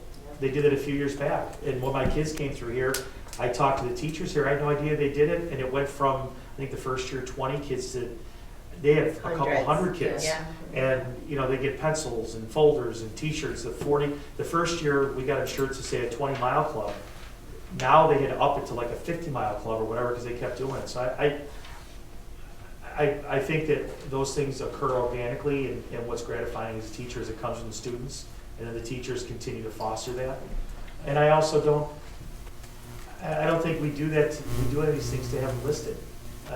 You know, we share with each other, but I think if you ask the teachers, I'll give you a great example. You might have seen in the West Seneca Bee, People You Should Know. They do that article. A few years back, the editor contacted me and said, you know, we'd like to recognize teachers and things. Give me some names of teachers who are doing these great things afterwards, you know, after school and all that. And I gave them about 25 names. So after about a month of no articles, I contacted the editor and said, you know, it was back when Brianne was the editor there. And I said, I thought you were going to run things. And she said, I contacted every one of them and no one will write anything about themselves. Anybody have anything else that they'd like to add to the academic piece? Okay. So now I guess our question is, do we want to go to the next topic would be the current use of facilities. So do we want to hit that, or do we want to go back and hit the needs? Like, do we want to try to, or do we want to get this all done for each one and then come back to it? I think if we go to academics and then the athletics. Athletics? Go along those lines and see what we need. And we, Okay. know what we need for facilities. Okay, all right, so we've got academics. Can we do the next one with athletics, needs and wants? Are we gonna start that? We're gonna start that. We'll try to, let's say, quarter after. Is everybody good with that? We'll go a little bit longer tonight so we can get a second one done. All right, so I just wanted, are there any rules that we should follow to stay on task to get the wants out? I think any sidebars or any other things, if we could maybe do that after, yes. Okay. So Yeah. we can stay focused? Yeah, I think the concept of brainstorming is to get as much out there as we can. Correct. Okay, so needs and wants, athletics. I think we need to consolidate. Well, Brian, is there anything district-wide that mission statement or anything that deals on the athletic side? Sure, yeah, I mean, our district mission statement is, the West Seneca Central School District will work to produce literate, caring, ethical, responsible, and productive citizens. So if you look at caring, ethical, responsible, and productive citizens, and we think about athletics, that mission statement, in my opinion, matches everything: music, art, athletics, everything that we do. So I still believe that our mission statement connects very strongly. Joe, I think you agree with athletics. I want to look at just maybe, as far as students quantity-wise, I think the marching band does a phenomenal job. They've combined from, I believe in the past it was 2, now we're just West Seneca Marching Band. No, East never had one. Oh, East never had one? No. Oh, great. Well, we have 2 schools feeding 1 marching band. I'd like to consider that for other athletics. So under wants, That would be a so want. the need is to continue to fulfill our mission statement, Okay. right? Yep. We're gonna Right. use that as. Just as a point of Yeah. clarification, that you have to apply to the state to do that. You can't just combine, like marching band, because it's a performance competition that, each competition has certain rules of Right. what Sure. category they compete in.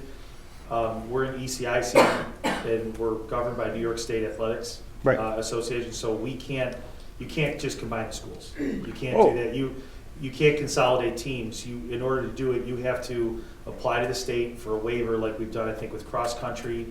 I think we might have one other combined team. Yeah, that's Yeah. great. Girls You have to, hockey, you have I to, think. you have to apply and prove that you can't field an own team, because sports go by your beds, by your population. So if you, for example, took like West's numbers right now, their numbers is put us in double A, which is the largest school, and East in single A. You combine the two, now you take them and you put them in a double A, if you split them. So you have to apply to the state to do that. So it's not as simple as us saying, hey, let's consolidate. Right, which is, I don't know that, so, you know what I mean, like, I want to learn more about it, the Can I process, ask so. a draconian question here? Sure. What if we went to one high school? Right, that's, How would that affect athletics? Then you have And I'm You not want my saying. honest opinion? I'll give you my honest opinion as someone who's coached in this district for over 25 years, modified to varsity, 5 different sports, and both sides of town, it would be a disaster. There's a natural assumption that if we combine the schools, we win at everything. I can tell you, having coached in the division that the east side of town is currently in, and the one that the west side of town is in, it doesn't translate to that. What would happen, because we looked at something like that, when you had the 2 campuses, and I also can tell you, when we started a modified wrestling team, I was honored to be the first coach of that. It was combined west and east. We started a lacrosse program. Mike Yelch and I were the coaches of the combined team. We were the West Seneca Thunder, and it was east and west combined. You lose kids coming out because you can't, where do you practice, where's your home, and things like that, and the identity of it is very different. So it doesn't work. Now, where it would work is if we had 2 high schools that had 500 students, 600 students, like Roy Hart Parker did that. We're too large, because if you're taking... My question is, it's not about wins, losses, any of that stuff. It's kind of dubbed in here what we're going to do with facilities and possible. My question was, like you said, you have to apply to the state.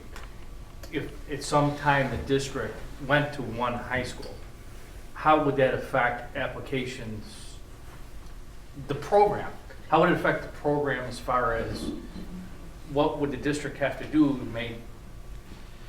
Vinny Deloso will probably answer this better, but from my experience, when it's been done in the past, when you apply to the state, you have to convince the state that you cannot field a program as is. Well, The only way to maintain the program is if you combine them. I think this is gonna fall into facilities. I think what he's getting at is like if we, say, made the East Campus one high school, there's no more East and West High School, we eventually have just West Seneca High School. You'd have to do something along those Yeah. lines. You could also do, for example, what Williamsville does, they have one main field that all 3 of the east, west, and south, that's their main field, for example. Facilities-wise, you could, if you're looking at just facilities, but you have to remember, because believe me, if you talk about successful programs and things, they have been on both sides of town. It wouldn't have the positive impact. We've looked at it a lot, and no one would be happier than me if it would. It doesn't, our numbers are too large for that to happen. Look at what happened with Niagara Falls High School, right? When they closed Niagara Falls, they made Niagara Falls, what are the 2 schools, I forgot. And Niagara Falls became this enormous school, and if you look at all of their athletic programs, other than basketball the first couple of years, they've had problems with all their athletic programs, and it was because they just became too large. So, Can I just offer, we were getting ready to write down some wants. It sounded like, Ed, you had suggested a want from your perspective was consolidating athletic teams. I'd like to look into it, yeah. Right. So it would seem to me that even though there's a debate and we could. Right. We can argue debate the it pros during and our cons. I'm sorry, I was subcommittee. just saying, I was No, trying to no, answer it's the question. all, I probably it's should've great, waited. this is great front loading Yeah. of information. But my understanding of this task is to write down the Right. ideas. As much as we can get up there. Okay. I'd like to see a crew club for the boys and girls, For the rowing crew. growing crew. I think along with what Dan said, I would love to see an upgrade of facilities, even if that meant Right. one facility, whether we were That's great. consolidated or 2 sides of town. Yeah. Because one of the problems is, and I'm saying this is the West guy, you're getting on film. If East needs it, West doesn't, then do it at East. If West needs it and East doesn't, just do it there instead of trying, poor Joe will tell you, right? Well, he did it over there, I can do it over here. Let's get rid of that and just, if it's Right. needed, it's needed, or have that one really good facility. And with that said, I would love to see a field house. We've seen them in Lancaster and other places, so. And that's a fiscal thing too. Imagine how much money would be saved by phys ed and everything to be able to use that. Classes and everything. I'd like to keep all the current teams we have.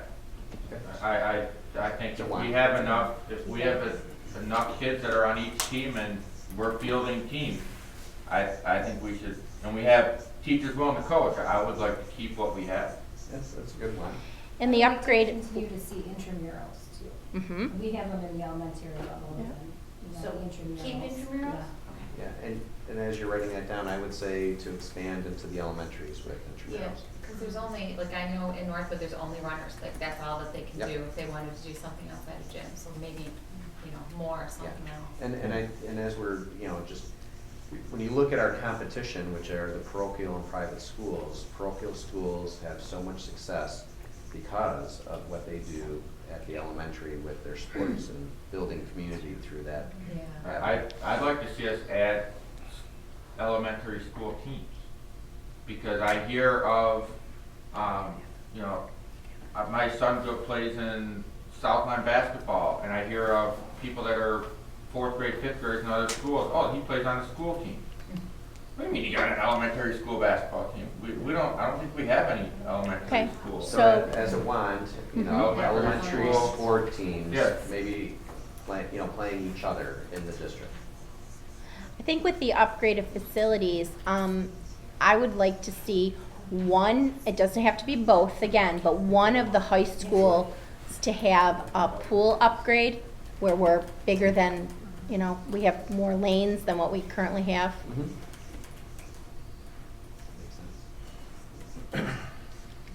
Straight goals. Are there not enough lanes? I don't know. There aren't. Like if you go to like a bigger pool, like a Sweet Home or a Clarence or something, you've got 8 lanes where we've got 4. Oh, okay. Do we have diving capabilities at ours? We do. I mean, they're limited, but we do. We do have a diving team. I mean, both of the boys and girls varsity teams do have divers. So would you like to see an upgrade to the diving as Sure, well? absolutely. I'm just wondering with that. The whole pool upgrade. Yeah, diving. the pool upgrade. Yeah. Quickly. I definitely, In the next 18 months. Or less. I definitely want to look at our transportation issues with all these teams. I don't quite comprehend it, so I don't know if that would be a want. But I want to study more how we handle all this. That's not a transportation of teams. I think so, yeah, because I've heard different things about different, like I say, even the intramurals. I know my son gets dropped off by just another parent. It's great. I mean, we don't need busing. We're handling it. And maybe it's not intramurals, but it's the basketball team or whatever. I'm just curious how each team handles that, how the travel works. I don't know much about it, so I'd like to see if there's ways we can improve on that. Like I think we had a question about traveling to Chestnut Ridge or something. Maybe there's the best athletic secretary in the state. She'll give you Yes. all. She takes care of it all. Yeah. And when we get into dealing with the athletics too, we certainly can invite Vinny in to talk to us and to give us an overview. He's our athletic director, to give us an overview of what the athletics look like, what the fields look like. Again, buildings and grounds is maintaining a crazy amount of fields. I mean, that in itself is a huge thing. You might want to include Mary Kay in that invitation, just because if you have questions about transportation, that kind of stuff, she can probably answer that better than Vinny at this point. Joe, from the ground perspective, Only are because she's been there doing that well. any of our athletic fields that are in rough shape as far that need work? I know we have upgrade fields, but is there pressing needs at any of our athletic fields? If you look at some main stadiums, and it's just because of use. You can't have every neighborhood kid running through your yard and expect you to have a pristine lawn. We're against that. Right now we're into lacrosse devastates fields. To the grounds person. So would it be, sport, but from the ground perspective, would it be better to have separate fields for the different programs? we don't have enough space. We have fields wherever we have green space. We have turf. I was just gonna add, I was looking over this way. Yeah, Joe's. I was just looking towards you, Joe, to say turf. But no, artificial turf would certainly. No. All right, very good. Big bold letters. You don't have to water it just as much, right? From the, because my kids are all elementary, so for the people that have the, Joe, your coach, how are our uniforms and stuff? are we, I have to say that Mr. Deloso in his limited time has done a tremendous job. In fact, the reason why I was late here, there was a sports boosters meeting that he was at. And I think the spring uniforms, about 80% of them, he was able to replace this year. And he's putting in a rotation of when the uniforms come in. He's really on top of that. So those things are coming around. And again, as Kathy mentioned, Mary Kay is just, she's the best at her job of anybody I've ever met. so we're good on, so we don't need to upgrade, we kind of have that. No, I mean, it's a constant thing. Do we You know, pay like for every few uniforms, or years do the you need to do boosters that. create the Pardon? funding for that? Pardon? Like, I mean, all the clubs and the groups, not clubs, but football team, do they get uniforms, or do they buy their own, or do they fundraise for them?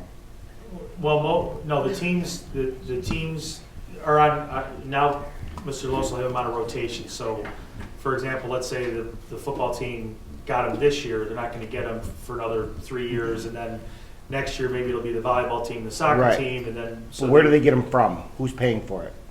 The school. The school pays for uniforms for all the teams across the School board? pays for the uniforms, and any extras, they usually do fundraising. Okay, so. Right, if you've That's what got I a was warm-up wondering. suit, or you got, If you you know. want to get beyond the basics of it, then you do a fundraiser or something. Okay, so like the marching band, Marching band pays for their own uniforms. okay, because it's not a sport?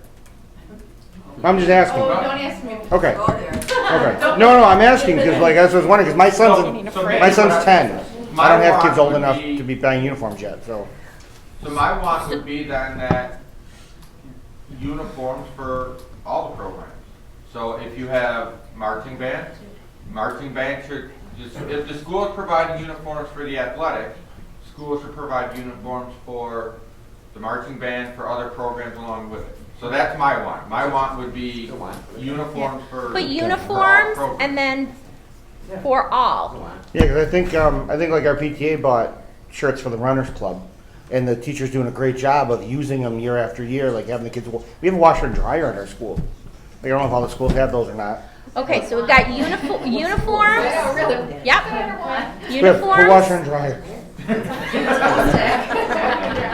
Washer and dryer, shower. What else do we have under athletics? Because we're going to want to wrap up here. Apparently we want Joe to add a person for laundry. Is there any other athletic organization that we don't currently have? We have, Joan had put crew up there, but is there anything else that we might be missing, or you know? Oh my God, it's a Quidditch team. Bocce. The colleges have, she wants a Quidditch. Do we have we have an intramural program too of stuff like Yeah. in middle school? Okay. And high school runs thing too. Like today after school was yoga, and I mean Miss Bell runs all kinds of. Ergo Brian's pants. So can we find out about? Oh jeez, sorry. Brian, we're going to get years of mileage out of that one. So how, maybe up there under one is I do want to learn about how we maintain the sports equipment too, all the different, like how is that all done? You know, like We got good storage. just information on sports maintenance equipment. And I think I'm probably assuming you don't in the handle that, real right? world, all the teams Blowing could up use balls. additional equipment. And, in the real world, I'm sure there's more equipment that they could use, and it could be upgraded. I don't know. Can we get copies of what we've done? What we're going to do, yes, we're going to put that together, and then we'll get it emailed out to you so that we have a record of all of them. Yep, absolutely. Okay. Anything else on athletics? Okay. So I think we're going to stop here for tonight, and then at our next meeting on May 15th, what we'll start with then, so we've got the academics done. We'll start with the fine arts program. And I was wondering, Stephen, if you might be so kind as to do maybe a half an hour or less presentation in the beginning, bringing us up to speed on the technology in the district, what we have. I think that, if we do a half an hour of that, and then the rest of the time we'll continue on with this. I will get copies of this to everyone so that for each subtitle, each subject, we'll have our needs and our wants. can you, when you send it out, the rest of the items, like fine arts, I know we got like 2 or 3 more, can you give us the categories on that so we can all just start to jot down our ideas? Yeah, sure. Absolutely. So we'll look. Yeah. Obviously, people can think about these two as well, and Why don't we plan then for the next meeting at least to look at technology, the fine arts program, and transportation. Danielle, you gonna be here for the next one? I'm not. I am not either. Can I make a request? Would you prefer to, let's hold fine arts? Yes. Would that be okay? Thank you. We have 2 of our biggest fine arts supporters here, so. When is our next meeting? Our next meeting is May 15th. Okay, so we're gonna do technology, next one, and transportation. And then that brings us into the current use of facilities, configuration of buildings.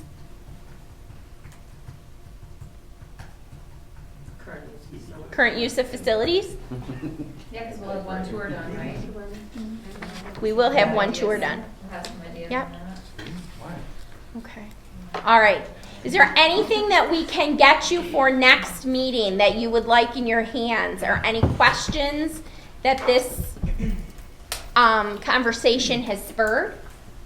is there, I brought up too, is there a way to get a list of the athletic programs that we have? Sure. If you go right onto the website, On website? yep, and click right onto athletics, it'll give you fall, winter, and spring sports. It'll give it to you for the east side and the west side. So What is the West End? I think you wanted that printed and hand it to us. WestSenecaCentralSchools.org. No. No? WS. WSCS.org. You do a Google search of West Seneca Schools. I just want to, I just want to thank everybody. Sometimes the brainstorming and the different activities take some time, and I actually thought we got a lot done. We did. When we were on task, so I just want to thank them. Does it make sense though to talk about current use of facilities when we've only gone through half the facilities? Would we rather do? I'm not trying to throw like a No, whole that's month okay. Would we rather do configuration of buildings? I don't know. I mean, I don't know. Does that make? I don't know. Well, again, I think what we're trying to do is we're trying to get the brainstorming out of the way, so, then we can start doing the discussions. We're hoping to break down into smaller groups so we can accomplish multiple discussions at one time. Thoughts of the elementary building. Okay. Right, because we will have visited the elementary. And it may take, by the time we get through technology and transportation, we may be close to it, and then we can hit onto the elementary buildings of the current use of the elementary facilities. Okay. All right. Okay. Thank you so much for your time.